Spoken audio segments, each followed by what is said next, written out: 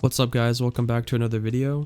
In today's one we're going to be going over Warmind cell builds and the one that I personally use in Destiny 2 and most endgame content. So I feel like a lot of people in this game really don't understand how effective and powerful Warmind cell builds are, especially if you have the corresponding mods to go along with them. So just to start off with the basics for anybody who doesn't know, as long as you're using an Ikelos or 7th Seraph weapon, every 5th ad that you kill you'll drop a Warmind cell. So upon the Warmind cell actually dropping on the ground, there's many different ways you can interact with it and quite a few different benefits you can receive from it, but it all depends on the personal armor mods that you have equipped. So if you're ever out in the open world and you see a Warmind cell drop on the ground, be sure not to shoot it, because chances are that's somebody else's Warmind cell that they're using with their own personal build and they're trying to receive the utility from it with their own personal mods. So if you ever see one drop on the ground, be sure not to shoot it.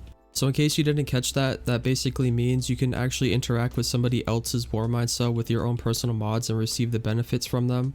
And that also means it's vice versa too. So if you create a Warmind cell and somebody else is running specific Warmind cell mods, they'll benefit from those mods on your Warmind cell. So it's kind of neat how that works. Also, there are 3 armor affinities in the game, and with each affinity there is a specific class of Warmind cell mods that you can actually equip and use in your build on them. So if you're ever looking for a specific Warmind cell mod and you can't seem to find it, make sure you check your armor affinity and make sure you're using the right one.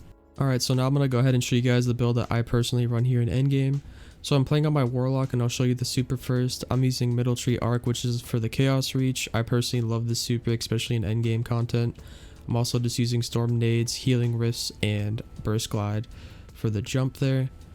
And then I'm using Witherhoard as the kinetic energy weapon. I love it, especially if you have the Catalyst. It has extra handling with it, and it's just really good passive damage and also helps create Warmind cells. And then I'm using the Ikelos SMG as my kinetic in the energy slot. This is probably the best weapon you can use for Warmind cells. And then I'm just using a Fallen Guillotine, which is the God roll, just to help do some extra boss damage here whenever I need it. So now moving on to the armor. To start off with the helmet, I am running a Void affinity on it, and I have Global Reach as my mod of choice here. This allows our Warmind cells to have an increased blast radius, which can come in really handy. On our gauntlets, I am running a Void affinity as well, and we have Cellular Suppression. This allows us to create a burst of suppressing void energy, which can blind enemies, and you also deal less damage to it, so that allows you to get multiple uses out of every Warmind cell you create with it, which can come in handy. Our chest piece is also Void affinity, and we have Power of Rasputin here, so we gain bonus weapon damage against enemies that are near Warmind cells, which can come in pretty handy.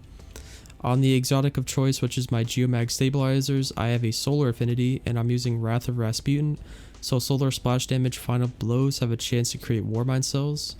And that pairs excellent with this last mod here on our class item, which is also a solar affinity, which is called Rage of the Warmind. So it adds additional solar damage to the explosion of Warmind cells you destroy, which helps us create even more Warmind cells, which can come in pretty handy. Alright, so now I just want to show you guys how this build actually works. So for anybody who doesn't know, if you have Witherhoard or Anarchy works for this as well. If you place something on the ground that can do passive damage and then you swap back to either your Ikelos or 7th Seraph weapon and ads continuously die, specifically every 5th ad that dies even to that other weapon, as long as you're holding the weapon that can create the Warmind cell, aka the Ikelos or Seraph weapon, in your hands at the time, you'll still spawn Warmind cells. So it's actually kind of neat how that works. So that's why the Witherhoard and the Ikelos SMG or the Anarchy and Ikelos SMG have really good synergy in that regard. So as you guys can see here, whenever I spawn a Warmind cell and the ads get near it, they get highlighted like this. So that is basically my Power of Rasputin mod at work there. So whenever you spawn a Warmind cell, if the ad is highlighted and it's near the Warmind cell, that's when you're actually getting the bonus weapon damage on it. If you do not see the enemy highlighted, you are not benefiting from the Power of Rasputin mod, so just keep that in mind. So whenever you spawn a Warmind cell, if you want that extra damage on that enemy, make sure you let them get close to it. Also, as you guys can see here, whenever I go ahead and shoot a Warmind cell just a few times, it is actually sending out that Void Blast Wave thanks to Cellular Suppression, and that is suppressing or basically just blinding everything in the room. I find this really beneficial, especially mixed with the Power of Rasputin mod, because you go ahead, shoot a Warmind cell just a few times, it'll blind everything, and then everything is just running around cluelessly next to your Warmind cell, and you have increased weapon damage on them. So I find these two mods have really good synergy, especially for high endgame content, such as Grandmaster Nightfalls and activities like that. And lastly, what I want to show you guys here is if I just go ahead and straight up detonate a Warmind cell, as you can see, it'll spawn another one as long as that detonation kills 5 enemies, and that is due to the Wrath of Rasputin mod. So the nice thing about this mod is that you don't even have to actually use an Achilles weapon. As long as you detonate that Warmind cell and it kills 5 enemies, you will spawn another Warmind cell, so that's how you can actually get away with spawning Warmind cells with other weapons, which is kind of neat. This also goes really good with the Rage of the Warmind because this is adding extra solar damage to our detonations with our Warmind cells, thus increasing the chances of us getting those 5 kills and actually spawning another Warmind cell. So that's why you want to actually pair those two mods together to actually help spawn more Warmind cells on your map, and that's just more fun.